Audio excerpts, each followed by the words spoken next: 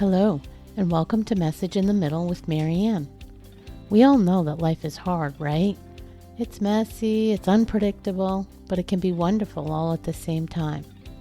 My hope is that we can take a deep dive into self-development topics and explore life's lessons through book clubs, conversations, and interviews. And together, we can uncover the lessons that others have already learned to help us navigate this crazy, wonderful ride called life.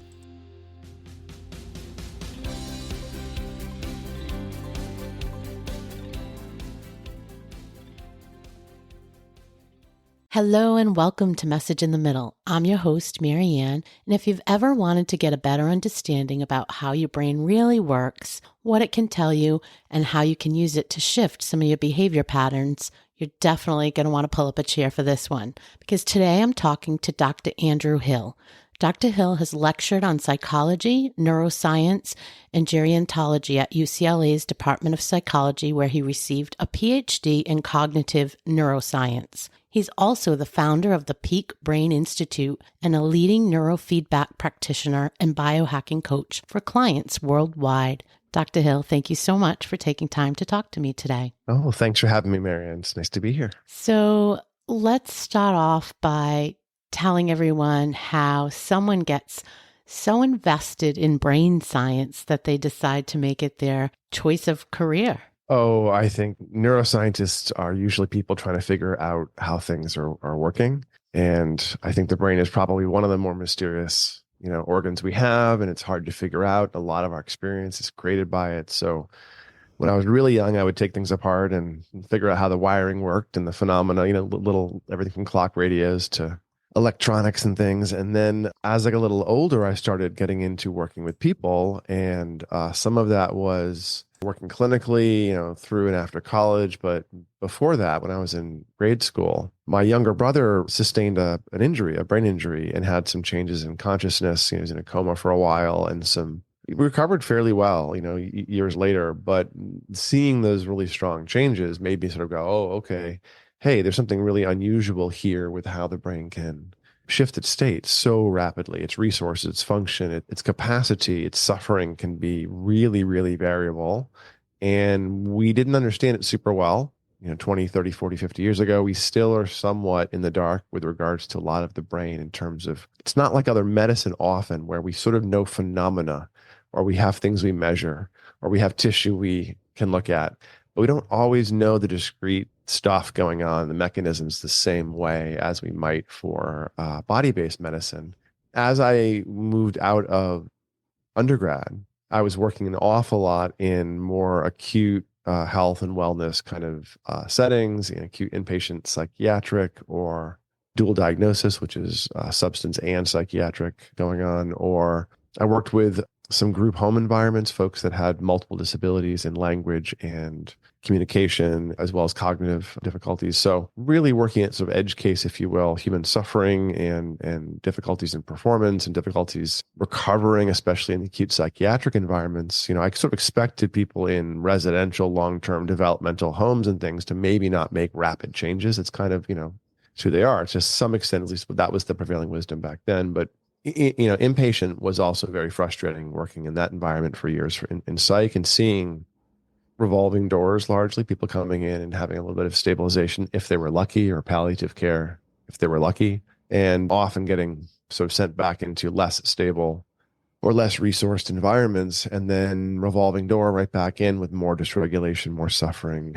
And I was not seeing an awful lot, working for years in deep mental health, was not seeing an awful lot of effective interventions that could help people, move through things. I did some case management work toward the end of my time and working in psychiatric. And there I started seeing a lot of impact with the systems you could create, especially with children. I was working in a latency age, which is 4 to 10, is how that hospital defined it. And I was a case manager. So I would go out into homes and schools and other external environments before a child was discharged after doing a 3 to 5 day acute psychiatric stay or something. So, you get to sort of see the degree to which connection and community and basic safety and other pressures in people's lives can really make it difficult to maintain even the brief piece they got or whatever in inpatient psychiatric. And when it was certainly with adults, it's fairly common that if you end up inpatient, you leave it a few days later just heavily sedated. That's the sort of outcome, not so much treated well or with follow through or with a good case plan. They're trying to often just help you resolve the acute phenomena. And so, keeping everyone safe is the goal right then, not so much helping you resolve the dysregulation. So that has crept in, and I saw lots of suffering and, got kind of beaten up by it, and then literally got kind of beaten up by it and blew out some discs when I was working inpatient and couldn't do that same kind of work, and eventually left and went and worked in high tech for a while and did that for a few years and missed working with people and did some industry hopping a little bit and went back and got a job working at an autism and ADHD center in Providence, Rhode Island. And they did neurofeedback, which is a brain training thing I'd heard about. And I was kind of curious, and I had a lot of experience with developmentally atypical kids and adolescents. And so I got a job there for very easily. I walked in for like an observational internship, and they were like, "Oh, would you like to work here?" I a couple of interactions with kids was I think what it took, because I walked in, there were some kids in the waiting area that were having a really hard time, and it didn't really bother me that much. And I talked to one of them, and he was more chill, so I got a job out of that. Curiosity and my experience, I think, but Your experience, yeah, probably had something to do with it. But I spent a couple of years working there, and from month 2 or something, I was, sort of surprised constantly at what I was seeing people actually get changes, especially in things like executive function or seizure or sensory irritability or sensory integration stuff, or a strong, anxiety or trauma response phenomena, hot nervous system stuff. I was seeing changes, and I did not. My perspective had been that we didn't think this stuff could change largely. And then I was seeing, test results just continue to climb on like executive function testing, and parents are, for kids, this is a very kid-focused environment there. Parents are constantly, reporting back what the school is saying or what they're saying, and it just didn't exactly fit my perspective on, well, wait a minute, it's not a black box that we're just trying to keep from exploding and to keep people from suffering too badly. Wait, what? There's actually some agency here. There's some like peace. There's some ease. There's some reduction in suffering that's being. Wait, what? Huh? Oh, okay, yeah, how that did doesn't make that sense. happen? Yeah, and this is me with a bachelor's in neuroscience with 10 years, 8 to 10 years, maybe 8 years at that point of experience working with Yeah, humans in all of the places where all of the deepest, toughest work's being done. yeah, And then I have like a little bit of a lateral, oh, wait a minute, wait, we're creating changes in people's, wow. Oh, huh. And then the big problem is, well, now what do you do with that? I mean, I get asked now by clients, by so many people. I would say it's really common about 3-4 weeks in, a couple of weeks after you've started to get some strong subjective effects. It doesn't happen quite, in a linear way for everyone, but usually people do neurofeedback for 3 or 4 sessions, which is about three times a fast. week. That's fast. And starting the second week, 4 or 5, 6 sessions are like, hey, wait a minute, huh? After each session, and then it kind of burgeons and wears off. But it gives you a subjective experience. So I was seeing this. I was working as a technician in an like an autism and ADHD focused center, and seeing this change. And at the time, the field of neurofeedback, it's funny, the field of EEG itself was only discovered. It's been 100 years.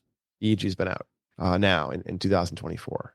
So that's great. And neurofeedback, EEG based biofeedback, has been a thing for more than half that time, actually. It was discovered in its current form, if you will, in the mid to late 60s. So it's been around for, again, more than half the 100 years. But that surprises me. I was doing this as It's been that long. Yeah. Years. I mean, initially it was bouncing light off of reflected water to get the brainwave interference patterns and like some pretty sophisticated but low tech ways of looking at things. And that was our first hint 100 years ago, was our first hint into, wait a minute, there's something there that's kind of like, I mean, think of the thousands of years of poetry and song and cosmology associated with the heart and the heartbeat and how we think about it and what it does. I mean, it's not just the phenomena, the signal of the heartbeat and our awareness of it that's created that. It's also the fact that it's tied into the nervous system. It's the heart rate variability at the sympathetic parasympathetic balance.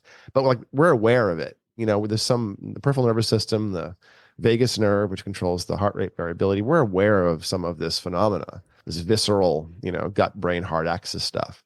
But we're not aware of the brain waves or the blood flow in the brain, really. Occasionally you can feel blood flow on the outsides, as pressure or things, but generally you can't feel your brain because it doesn't have sensory nerve endings. And you're probably happy about that because it would hurt a lot. yeah, electrical, acidic, all kinds of things. It literally moves at times. So there's all kinds of things interesting that are happening you probably wouldn't want to feel. But it's been this mysterious thing for thousands of years. 100 years ago, you went, wait, it has rhythms. Huh. Interesting. It's a bit more complicated than, being filled with humors or something. Okay, let's figure this out. And half again, we sort of figured out if you measure someone's brain activity and you tap into basic learning phenomena, you can shape the brain activity. I mean, when you're a little baby flopping around and you suddenly do a baby push-up and you can see 12 feet instead of 3, God, information. Oh, yeah. And then like half an hour later, you're like, oh, I want some more information. And you do another baby push-up. Yeah. You don't think left arm, right arm, shoulder, wait, bicep. You just do the thing, and the association of the behavior, the neurons that have fired together start to wire together and create a coherent access point for a resource for you. And the same thing happens with attention, stress, sleep, all these resources that you can sort of measure in the brain through the EEG. You can just reach and measure them. When the brain happens to flex itself in the right direction, you plot it with more information. When it moves in the wrong direction, quote unquote, you withhold the applause, and the brain starts to learn to shape a certain activity of a region in a bit of a direction passively, applaud the brain with auditory and visual.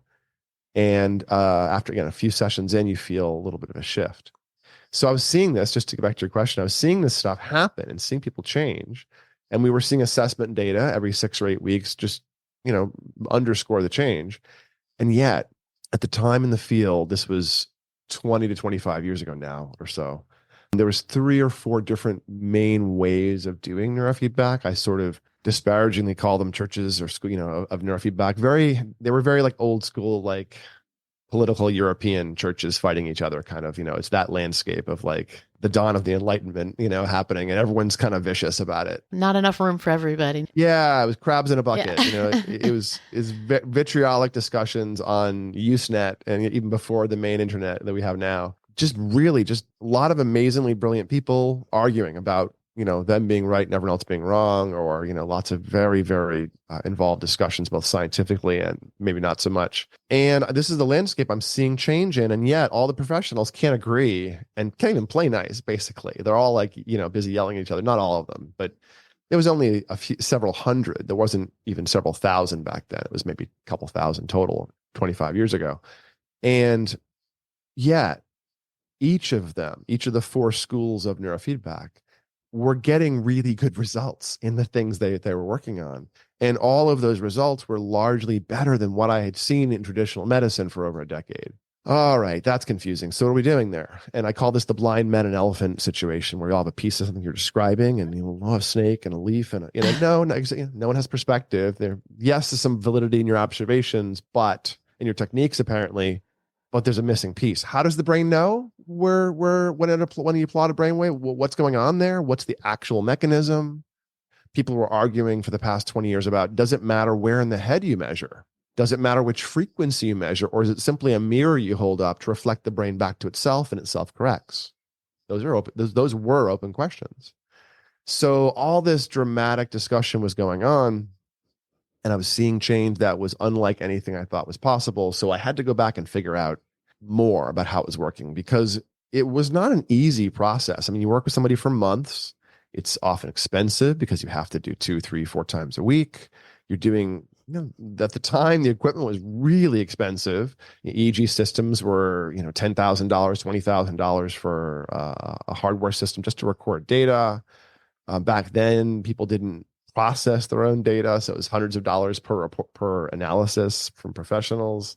Now you can get an equivalent system for training the brain for a couple grand with the sophisticated tools and all the things you might want. Not the prosumer stuff. There's really nothing out there in the prosumer space that is good neurofeedback. There's a lot of things that look like neurofeedback, but that are sort of have made design choices or have technical limits that really make it sort of a non-starter and actually being impactful. So it's hard to shortcut classic but somewhat complicated EEG when measuring the brain. You kind of need to stick paste to your head or gel or something. But we were seeing all this change, and I went back to grad school. And part of what I did was study more of this neuroscience underpinning the stuff that I had seen for 20 years. Suffering of attention, of anxiety, of seizure, of sleep dysregulation, of thought disorders, of all the kinds of things. I kind of thought I knew how the brain worked pretty well going into grad school because I had been sitting and watching the brain not work well. All the ways in which it falls over taught me a huge amount about brains. And I had a basic, bachelor's to throw that against. And I learned a fair amount. I learned more than I thought I would in grad school about the brain, especially about EEG, because I've been doing EEG for a couple of years by that point when I went back. But one of the things I did, studying attention, studying how the cortex works to produce our experience of mind and resources of self. This is the cognitive neuroscience practice. You put physiology measurements against performance measurements and frame or model what you're seeing, often to answer big questions about how the brain works, basic science. I flip it a little bit and say, here's some tools, here's your brain. Let's learn some things. Let's look at your resources relative to population metrics. Let's talk about physiology. Let's do some performance testing and start to distill. And this is the same practice that all the neurofeedback, good providers do, but I do it as a coach, as an educator more. So when I was in grad school, a big piece of what I did was a placebo-controlled, double-blind study of neurofeedback, looking at left versus right training, looking at frequency-specific training, and looking at sham training, all in different groups with double blinding. And EEG, brain waves coming off the head, have been really hard to blind in research, maybe for obvious reasons, but you pull a wire off, things stop reading, you cough or move or blink, things move on the screen. And the technician, the provider, the therapist can see that. And sometimes the kid can see that. During neurofeedback, you show a kid their brain waves, and they're like to try to punching make their it, jaw to make the waves all go crazy because it adds muscle tension. It swamps the system with EMG or muscle tension. So we figured out a way with one of the big software providers, Eager, to build a placebo-controlled system where you record several samples of EEG that are sort of age appropriate, and that will create some similarity in things like the average speeds of brain waves and stuff like that because of skull thickness and maturational stuff. And then you create several samples of a few minutes each and put them in a pool. And then in real time, if it's a placebo control subject, you grab enough data off your pool of samples. So maybe it's 10 3-minute samples. You shuffle them in order. You stitch them together. You smooth the stitch points. You scale the amplitude in real time to match the person's EEG, and you blend them on the screen so the therapist can't tell it's not, everything isn't coming from the person's head. So you pull a wire off, the signal fails. You move, it moves. And yet all the training parameters, the measurements, the real-time measurements of how much alpha, how fast is your beta, that's all coming off of these arbitrary, non-contingent, unrelated to the person, stored samples. So depending on if it's a sham person or not, we would get it, non-contingent neurofeedback or contingent, neurofeedback applauding the brain as it changes. And that was a big part of my dissertation, actually. And while I was doing that investigation, we also threw a 64-channel full head cap on top of the individual wires. And then we did what are called evoked potentials, or event-related spectral perturbations, little bursts of brain waves in response to events. A lot of EEG is endogenous or ongoing or background phenomena. Like sleep is about stages across, usually many, many minutes. A lot of QEEG, which is what I do a lot of, or quantitative EEG, is looking for stable patterns, phenotypes, trait markers, biomarkers that are real things. If I see a blob of front midline beta on your head compared to the average person, it's strong. It's a real thing. It's got a lot of beta waves. Problem with endogenous patterns like that is people are weird. So you kind of know, okay, you got a lot of beta in this part of the brain, and that may mean this. And hey, here's some things that often happen. And you can start coloring in things that people already know. That's where the valid use of QEEG was in your control. Oh yeah, that thing that's a possible, that's me. And people usually go, wow, that's me. You can see that? Because you can see the phenomena of executive function, of many anxiety flavors, of speed of processing, of the impact of crappy sleep architecture, sensory integration stuff, social rawness or function difficulties. You can sort of see it often, in a way that you can paint out, reliably for someone to understand their own brain. And then brain EEG endogenous patterns like this, these endophenotypes that are often called, or phenotypes, these things are stable day to day. So your brain, your amount of beta in different parts, your speed of alpha throughout the different circuits, that's kind of a 10,000 foot view stable metric. You compared to the average person, you're pretty stable. You might fluctuate a lot day to day, but you compared to the average person your age at a population level, you're roughly in the same place. And you can kind of see these big resources. So that's endogenous or ongoing EEG. And for my dissertation, I did evoked potential work in addition to that, where you're measuring the individual locations with a very dense grid, and you're presenting repetitive events, in this case, the neurofeedback event, or when the brain has just moved its beta in the right direction, it's theta in the right direction, or it's continued to move it, you applaud the brain with a visual or auditory or both event. So I had a puzzle piece, unveiling puzzle piece pictures and beeping whenever that happened, whenever the brain happened to meet criteria. So the beep, and whenever that beep and picture reveal happened, I coded a little event in the ongoing 64 channel record being created. So now the way, for those folks who aren't ERP or evoked potential experts, what you do is you take the record and you find every little event where you presented the beep, and you clip out a second before and after it, make a 2-second sample. You average those 2-second samples, the 2,000 of them we had or so in the 30-minute record. So if you average them in a little event that's happening in 2 seconds, you're going to have things that are related to that beep, the brain hearing it, the brain's attention reacting to it. And you're going to have all kinds of other stuff unrelated to what's going on in your mind or brain or experience. Just most of what's happening is all the background stuff. But the beep is a timed event. And the brain's reaction is a timed event. And all the other stuff is not synchronous to that specific timed event in the environment. So if you average all of these samples, all the stuff that's not time synchronous drops away. And what you see is a waveform that's very specific. And you can tell what's happening based on when in time that waveform is creating, what the flavor of it is, where in the brain it's moving through. You can start going, oh, this circuit is talking to that circuit. Here's an attention online. There's a reaction time thing. Oh, this circuit is detecting error, because the grammar was correct. And so ERP is used to watch the brain almost like flinch or react in real time. But you have to kind of play this game where you drop away all the billions of things happening and all the noise. Yeah, and lift out the event, or the induced information or the evoked information. So I did that for neurofeedback and found if you reward beta or reward low beta on the left-hand side, you get the brain reacting in beta or low beta. And if you reward a sham, it doesn't react in beta at all. And if you do left side versus right side, you get a location specific response as well. So that was maybe a third of my dissertation work, was figuring this piece of it out. So I exited UCLA with some good, basic science. And while I was there, the second half of my stay at UCLA, I spent a lot of time doing education around gerontology, or the study of developmental aging. Not geriatric, which is more medical, and some of geriatric medicine or aging medicine does fit into the gerontological space. But gerontology is sort of cross-discipline, thinking about the biopsychosocial, the biology, the psychology, the sociology of aging.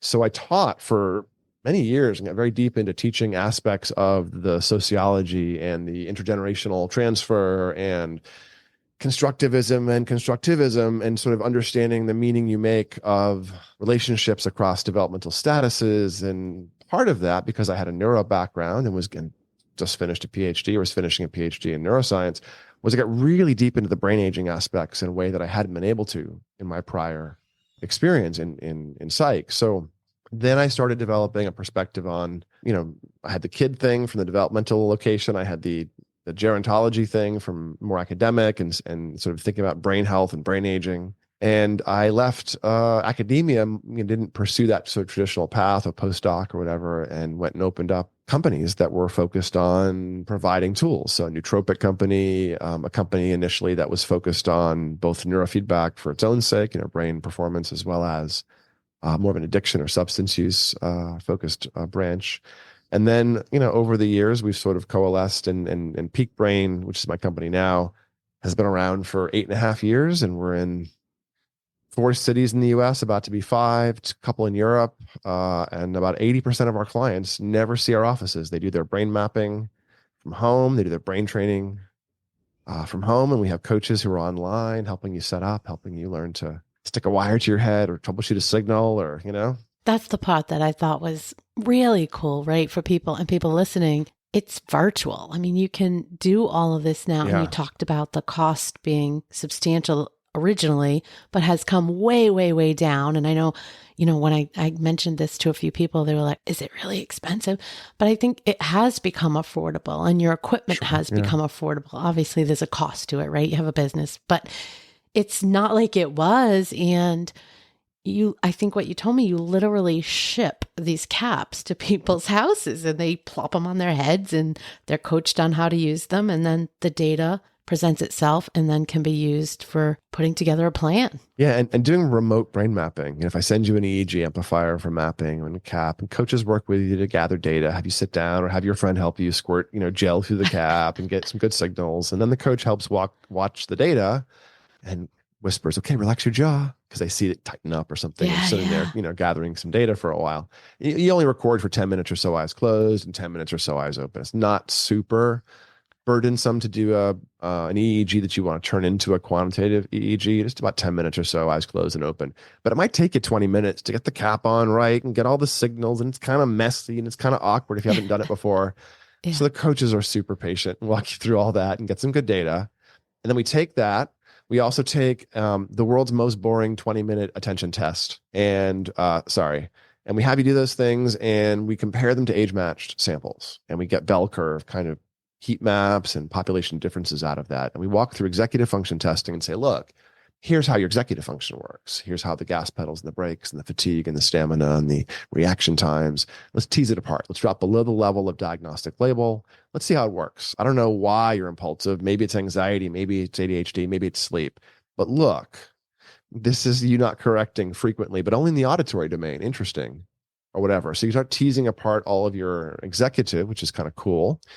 And that's fairly valid and straightforward. Any person who works in sort of human psychology testing would come up with the same answer looking at a executive function test or a CPT, a continuous performance task, also called a go, no go sometimes, because you have to your finger on a button. You have to click for sometimes and not click other times. But guess what happens? You miss things you should click on, which is inattentiveness. You click by mistake, which is impulsivity. Is it auditory? Is it visual? Is it short term? Do you correct? So you can start massaging out the flavor of executive function management and go, aha, hey, this is a bottleneck. Oh, hey, wow, you're powerful. And give people that understanding so they can start making change. Because executive function, just like anxiety or sleep, these are regulatory features. They're meant to tune. They're meant to change. So once you see how yours is working, you can start to know where you might want to create some support for yourself. So the brain mapping and the performance testing, I would go over that data with clients usually and teach you to read data. Here's what an EEG is. Here's how you visualize theta and alpha. Here's what yours is doing. And then clients teach me what's important. Because again, people are weird. The goal is not to say, why aren't you average? Hey, you're not average. The goal is to say, hey, look, here's some things sticking up. In your performance, a couple things as a performance coach, you might want to look at and some thoughts around that, high points. Here's how you work around that, et cetera, et cetera. But the brain mapping, I just teach you data and you teach me what it means. Because, let's say maybe you have a lot of front midline theta. That's a phenomena. Theta is a brainwave that releases the circuits. It lets things go, takes the brakes off. It's lubrication or release of the tissue. And the front midline is the CEO of the brain who helps us focus on what we want to think about internally or value internally or hold our attention on. So lots of theta might mean you have the ability to refocus your attention very quickly. Boom. You're locked in. You're like a CEO who can multitask, a Steve Jobs or somebody who's laser focused, but can somehow do all the things at once. But having lots of theta on the front midline can also mean you bite your nails or have songs stuck in your head all day long. Oh, that's interesting. It can be a difficulty inhibiting the focus and it starts behaviorally focusing into a tic. an earworm tick or a literal ticking and picking, like picking at cloth or picking at skin or biting your nails. That's a front midline theta thing for adults. For kids, it's in the back. It's more posterior cingulate and it moves forward. But if you see front midline theta in somebody and say, hey, your CEO appears a little bit like twitchy, front midline looks like it's shifting gears and looking for things to latch onto. Do you have like songs in your head all day long or bite your nails in ways you can't stop? Oh, you do. Okay, that's important to you? Oh, it is. Okay, make a note. Now you have a target. Now you have an idea about how it works. And you can go after that front midline theta and think about different things that manipulate it. Neurofeedback, supplements, meditation, all kinds of things can push your brain around. So you walk through the outliers, the unusual markers, biomarkers in your brain, you'll have them. You'll have a handful. And of those, if you're in the ballpark of reality, they make sense. That you're like, yes, that I care. Yeah. That seems like me. Wow, you can see that is often the comment. And you can see the obsessive, that's the front midline. Usually OCD features are more beta waves, gas pedals, really lit up. That's the front midline. In a beta cluster, you would guess someone's pretty perseverative or obsessive. And the posterior cingulate, it's the lifeguard in the brain. It helps think about the outside world focus. Anterior is inside world, posterior is outside world, generally in the brain. So the posterior cingulate's going, watch the road, heads up, careful, danger, wait, look. Yeah. All the time. That's its job, is to sort of be a lifeguard. However, it sometimes learns the world is not safe or predictable. When the posterior cingulate learns the world is not safe or predictable, it resources strongly because the cost of missing danger or missing threat is so high that if you get to miss it once, let's pay attention. Let's, allocate something so we know there's tigers. Okay, let's look for tigers. And what happens is the posterior cingulate tends to get a little bit overactivated very easily as an accommodation, which is, healthy in some ways for survival, but less comfortable because then the brain's doing one of these, watch the road, watch the road, watch the road. Am I safe? Am I safe? Am I safe? You think kind of easily. And when that's a hot spot of beta, you might guess somebody is ruminating, is worrying, is caught in this evaluation, this visceral chewing on things. Wow. So you could see if someone's stuck in their head or stuck in their gut from the EEG often. In that kind of scenario, I mean, what are some of the things that you can work with that person to help sort of short circuit that or shift it, right? Shift the energy. Yeah. There. So the cingulates are part of what's called the default mode network, and they are things you're somewhat aware of. They're sort of the default mode network. The DMN is the loop, is the racetrack around the city that consciousness zips around, and the awareness of self as you have it moment to moment zips around. It's sort of the reverie, the daydreaming, the idle thoughts, and it flips between, and then it uses, make it more complicated. The circuits are actually like junction boxes for information as you move through them. So they tend to create this hum of awareness. And based on which ones are more dominant or loud or driving, your experience may be uncomfortable. If the front midline is driving, you hyper focus. If the back midline is driving, you hyper evaluate. If behind the right ear is driving, you may be too raw for social and sensory input. The tempoparietal systems, I call it the princess and the pea, where you can't ignore people chewing or people's angry faces just really throw you off. So these phenomena are, once you know how they work, the question becomes, well, what do you want to do? Where are the goals? Okay, so sometimes someone is hyper-focusing, loves it. It's not a problem. They're a CEO, it's not OCD. And sometimes the back midline is just a lifeguard professionally, or a mom with 9 kids who loves being a little high strung and high energetic and, little commander of the troops, fine. Hey, here's the thing. Is this something important to you? Yeah. Creates this relationship now. So it's not so much what I would do. It's more about, well, what do you want to do? It's your brain. You have agency now. You know how it works. And so the circuits, especially the cingulates, they respond very strongly to many things. That's why they got stuck generally too. So the front midline has really good response. You can do traditional medication, for instance, like SSRIs work on it usually. You can do methylation, genetic analyses, and see which B vitamins you might need to lubricate the front midline, which can work really well for medication-resistant intrusive thoughts or tics. By the same token, N-acetylcysteine as a supplement tends to work really well in the front midline for intrusive thoughts, especially in kids who are medication-resistant for like OCD and things. So you can kind of develop a metabolic strategy, a biohacking strategy, and go, Hey, how does it work? What supports it? What do I need? And see if you can shift it and get some control. Yeah. And I would say that's a great strategy when things are subacute, when things aren't all falling apart. But if your front midline is really cramped up, you're having intrusive thoughts and you might be hallucinating and you're like, you got OCD kind of phenomenon. It's really in the way and it really bothers you. And you've tried lots of things. And now you're talking to me because you want to understand it more. And often you can understand a few more things and then gives you more things to try. I, of course, have things to try. We do meditation work. We do neurofeedback. So for the singulates, someone might want to work on being more flexible with their attention, with their stress response.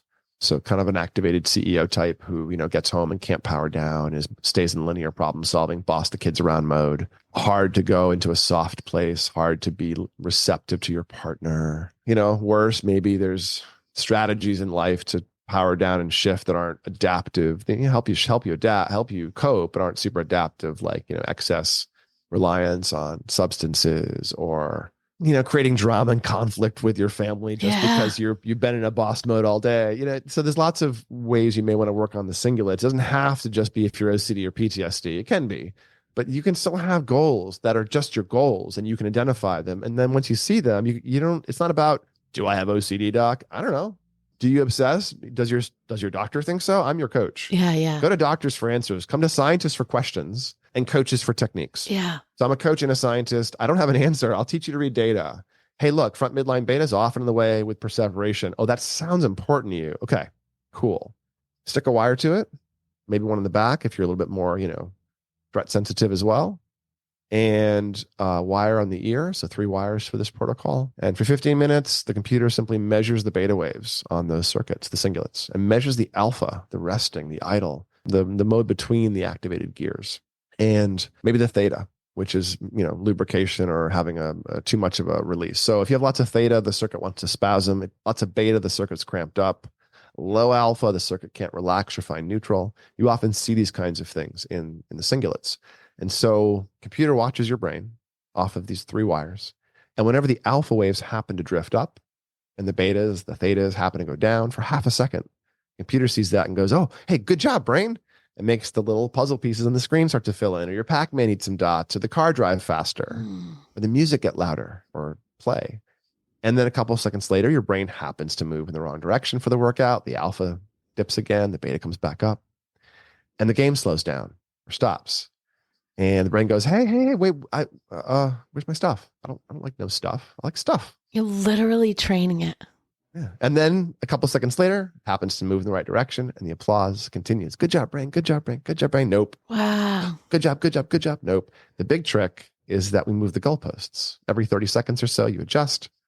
And so you're always putting the computer right next to where the brain is. So it's absolute fluctuations in the right direction, what are applauded. It doesn't matter if you're tired or stressed or your brain's really changing over many minutes. Put the computer next to the brain and then go, yeah, that, yay. And the brain's like, whoa, okay, sure. And you can look at my dissertation to see exactly what's happening. It bursts in the frequency.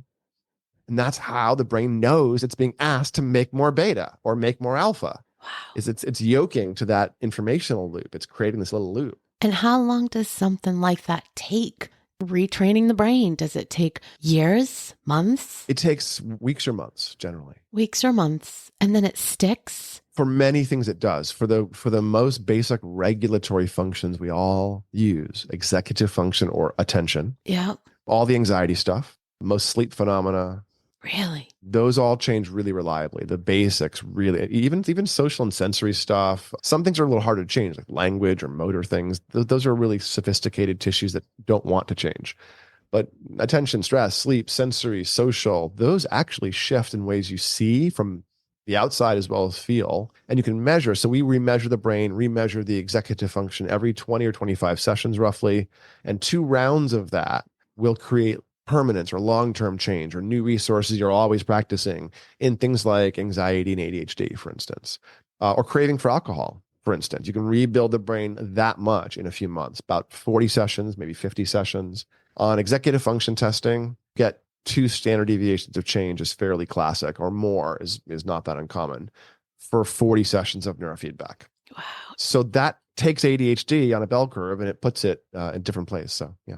I have a whole bunch of people that listen and participate in my community that are been ongoing on this wellness journey, ongoing with the healthy eating and having this, I'm going to say battle with habits and emotional eating and that kind of thing. I bet it could do the same thing because it's sort of the same, right, as an addiction-ish. Oh, sure. Yeah. Well, if we take the word addiction out of it and just think about what dysregulated relationships with substances are, Yeah. then it ceases to be about the substance largely in most cases, and starts being about it serving or being supported, the dysregulation being supported by features of stress Yeah. or impulsivity Yes. or not being comfortable with your internal environment.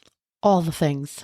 Right. Yeah. And then it's a reinforcer because they're hedonic, they're interesting, they're yummy often, at least initially, Yeah. dopaminergic. So you get this hedonic tone.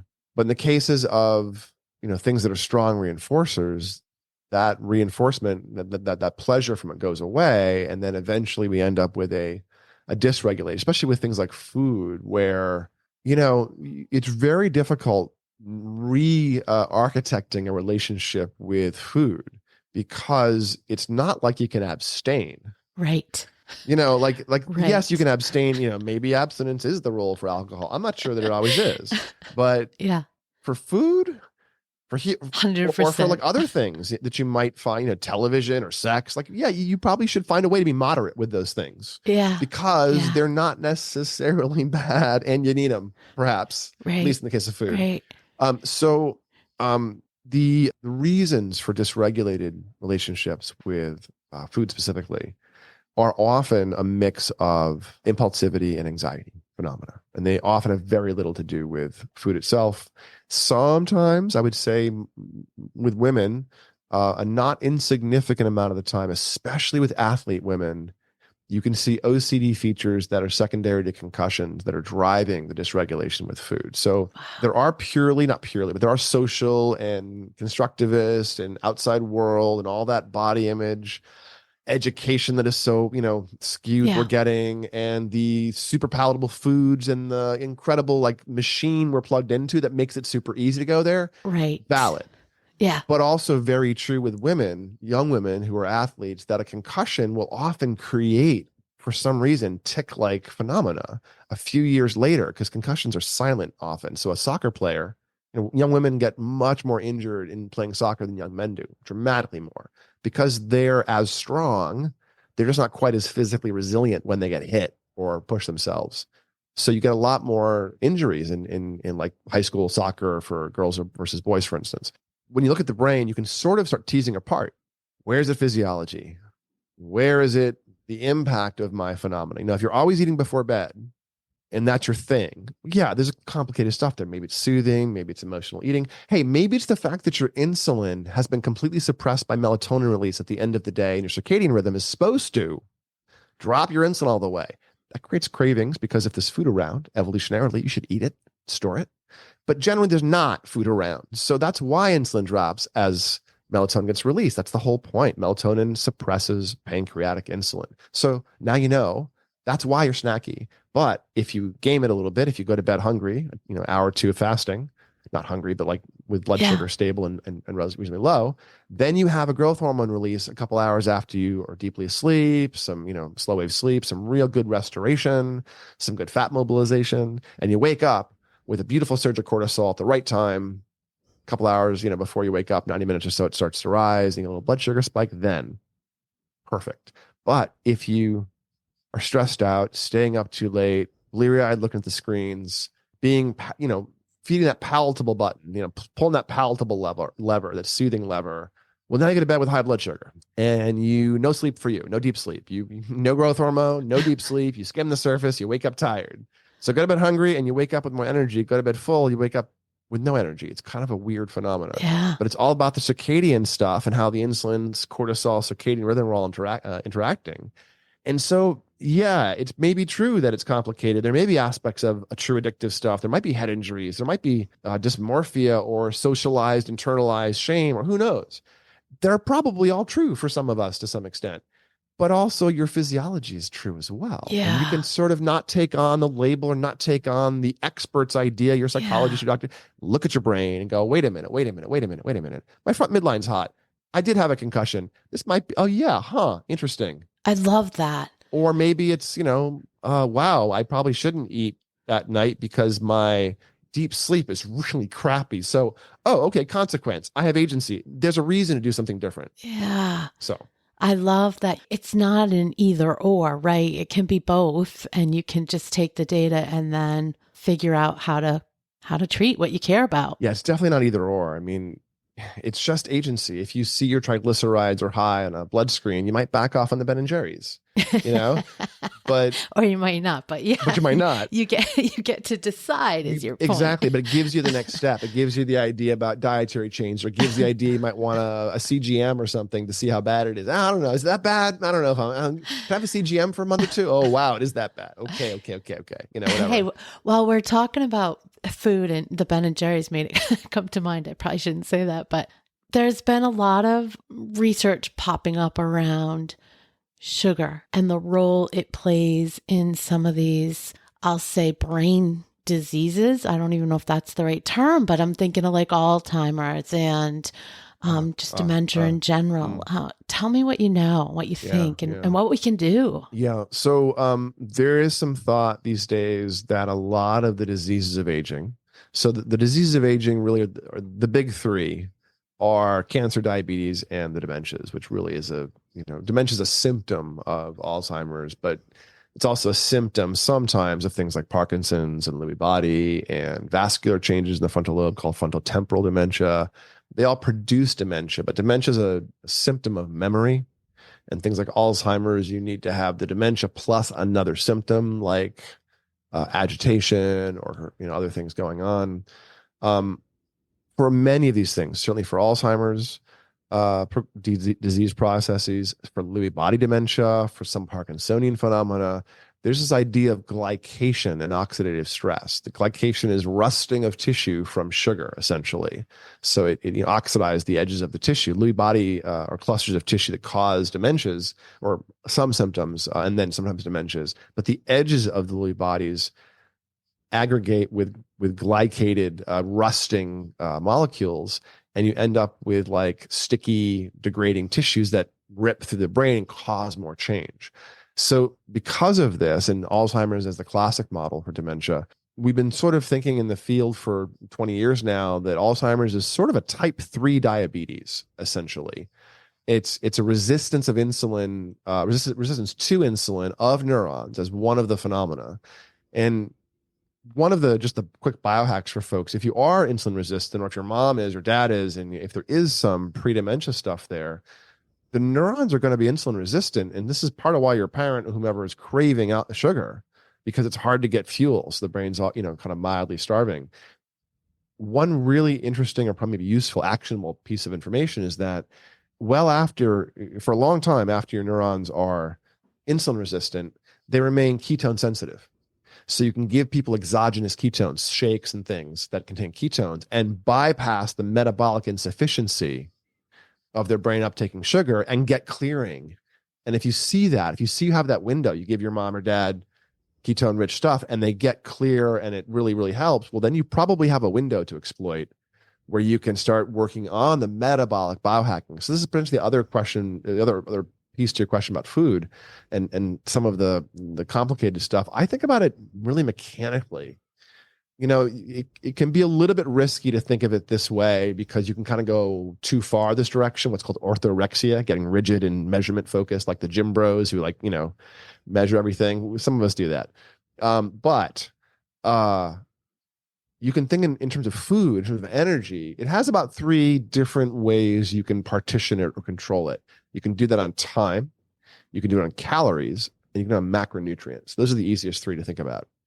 And so time is, well, within what window are you going to eat in a day? Okay, I'm going to do 16 hours of not eating and 8 hours of eating, which is pretty easy. That's usually enough to restore insulin sensitivity in somebody who's been, keeping insulin high all the time and therefore is pre-diabetic or diabetic. You can actually, give your body more time in a lower blood sugar state, and it will start to oscillate and improve insulin release and get more sensitive. Again, so time, intermittent fasting or time restricted feeding, calories. maybe you want to have enough calories to support your muscle mass, but not so much you're going to put on more. I mean, all body recomp or weight loss, it's all calories in, calories out. Ultimately, there's other aspects of it, but you can't cheat that part of the equation. So women especially, it's really hard to go hardly to drop calories and to put yourself in a deficit. It works for very short term. Women's bodies are special as creatures. Women generally are meant to support life. And because of that, many aspects of a woman's body, the metabolism, the endocrine stuff, some of the brain stuff, it adapts really quickly to outside stressors in a way that men's bodies don't seem to quite as rapidly. Men can hardcore fast and the body puts up with it for a while. Women do that and their metabolic base rate starts to drop. They get cold. They crash their hormone cycles if the micronutrients aren't sufficient. So it's a really kind of risky thing to really get too aggressive with caloric restriction, which has been our old model. And caloric restriction just slows down the metabolism, and it also slows down the output. If you diet, you become still and cold, and you sit there and output less, and you chase this ever diminishing returns of restriction, which is the moment it fails, everything is off the rails, unfortunately. So instead of doing that, you oscillate, you cycle. So don't be in a caloric restriction on a daily basis. Be on one in a weekly basis. And that will prevent a woman from adapting too much to the caloric restriction. So you have calories, you've got time, and then the third one is macros. And here you can think about signaling. Carbs create insulin signaling. Protein creates mTOR signaling for turning on growth and repair and muscle protein synthesis and other stuff. And fat is basically, fuel. We have all these ideas about ways to eat. The standard American pyramid's a little bit wonky and much too high in things like carbs and much too low in things like protein. But I'm not somebody who thinks you should be, guzzling fat all day long and that's it. I really don't think that the traditional way of doing keto is the right way to eat for most humans. I think we generally, as a culture, Western culture, as most humans in this, developed part of the, planet and world and timeline we're in, I think that we need to generally eat more protein. So if folks are asking me, I don't give everyone all the biohacks at once because, hey, here's 17 things to implement in your life right now. Have fun. Doesn't work. Right. But after we help on their brain, they're asking for more stuff. Yeah. Often I'm coaching on metabolic biohacking, as we call it. And the goal there with macros is you aim for men, certainly, you can just do 1-to-1, 1 gram of protein per day towards the pound of body mass you want to sort of have or maintain. It's just an easy ratio. It's not exactly perfect. You actually, for human bodies, it's somewhere around 1 pound of body mass is to 0.82 grams of protein per day. So that's about what it is. Or you can do 1-to-1, 1 gram per kilo, which is less than that, but it also works about the same. You don't need to really hit, it's not some magic number. But if you aim for 50, 60, 70, 80, 100 grams of protein per day, it has all kinds of metabolic signals, including satiety, very strong satiety. And it's very anti-inflammatory. So if you start with protein and keep that high enough, aim for that as the primary macro, and then think about fat as at least twice as calorically dense, 9 calories per gram versus 4, and the protein is 9 in fat. So just take the grams of protein you're having, cut it in half, and there's your fat limit. So protein minimums and fat limit as a function of each other. And then, do you need energy or not? Are you trying to lose weight, slim down, perform athletically, whatever? Then you manipulate the carbs. Carbs can be at the level of the protein. If you're having good athletic output or need to perform, they can be at the level of the fat as a reasonable, I'm not depriving myself level, or they can be half the level of fat if you're trying to keep yourself in ketotic, kind of states and generate lots of, fuel burning and from free fatty acids into ketones. So that last equation, 1/2 and 1/4, puts you in a very steep deficit. However, it keeps the protein high enough that it fools your body. It's a protein sparing effect. So your body doesn't realize that it's in that low caloric input because it's very kind of artificial to have, mostly protein and some fat. So the body assumes you're getting lots of other stuff. I mean, plenty of fuel's coming in if this much protein's coming in, essentially. Right. And so you can hack a little bit. And I do something called the LITC, LITC, which is the leptin, insulin, mTOR cycle, where you play with these 3 levers. and you take the intermittent fasting and cycle it from 16/8 or maybe 20/4 if you're trying to really get more aggressive. If you're a man, you can do that too. Or if you're a little bit older, if you're postmenopausal, 24s work great. If you're premenopausal, you want to keep your hormones healthy and fresh and cycling. Careful, women, don't aggressively fast or muck about with macros too hard between the ages of basically below 45 or 50 or so. It just without good care and careful and looking at your nutrition, because it can really backfire. If you are going to do that, I would encourage you to think about micronutrients strongly and about fat sources. High quality fat sources become a little more important for women, I think, at that point, to support a cholesterol and therefore the sterol, the hormone cycles as well. But if you play with these things and cycle them, then you can do cycles of fasting, 20, 40, 60-hour fasts if you wish, because it becomes easy after a few of them. And then you can play with having days that are, or weeks that are higher protein, lower carb, and then go to a birthday party at your friend's house for a couple of days and have all the carbs, but keep the saturated fat and protein kind of to a minimum. And you can develop metabolic flexibility and a relationship with food that is informed by how it works metabolically, not so much informed by some keto guru's rules. Kill the gurus.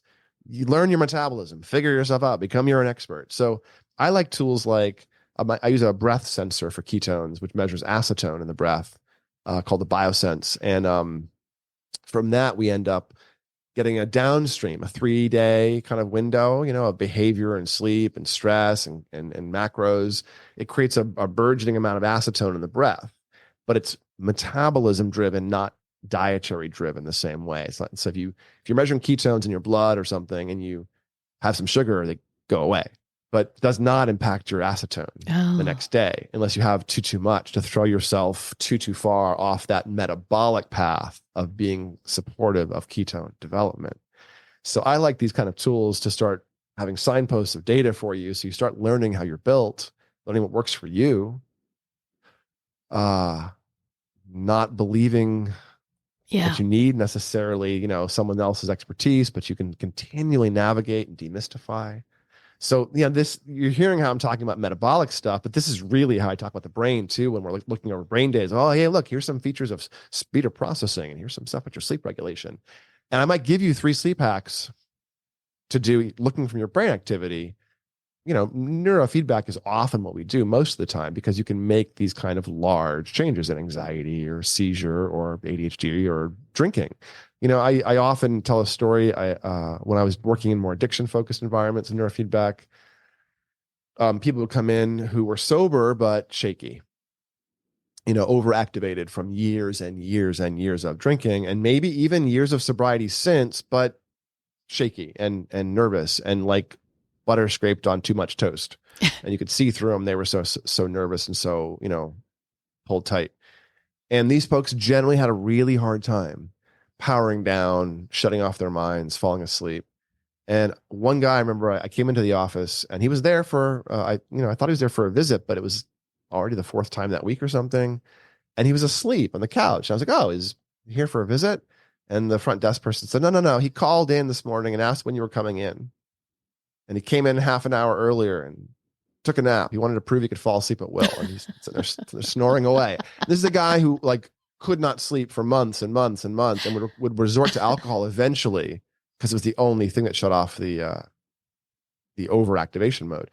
10 weeks in, fall asleep at will, wasn't shaky. 10 weeks. Didn't crave alcohol. About 30 sessions in. We were doing other things, not just this. There was some therapy and stuff in the center. But the big re-regulation of the physiology was done in that kind of time.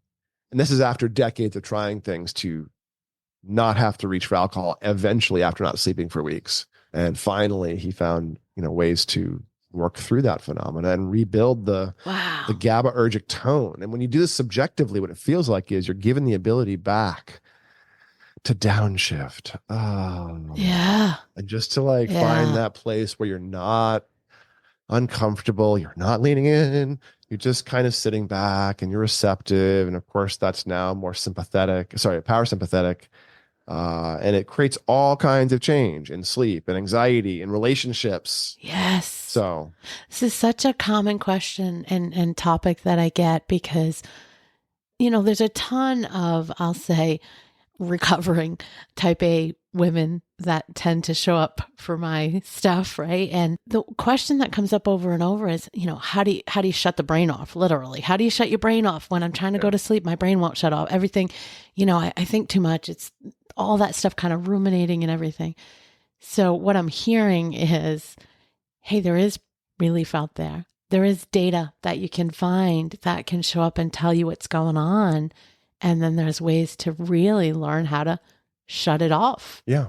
And lots of ways, not just, neurofeedback. I want to sell you agency, not any particular intervention. I mean, I love to do neurofeedback, man with a hammer. My big tool, my big tool here, my big hammer is neurofeedback, just because it works on most of the stuff that people come in, wanting to understand: stress, sleep, attention, etc.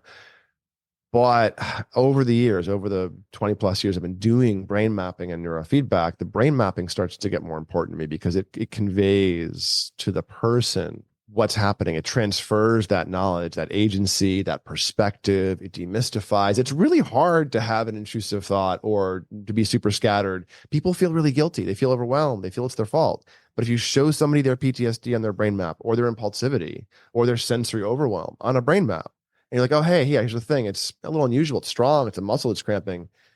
Their suffering has not instantly changed, but their overwhelm, their shame, their guilt about their suffering has instantly changed and started to now shift in a way that it's not happening to them, and it's not from the outside, and it's not just a label. It now has nuance and quality, and they have this perspective of how it works. So it starts to, the unknown is often what's most problematic. And so people sometimes wonder, oh, I don't want to look at my brain.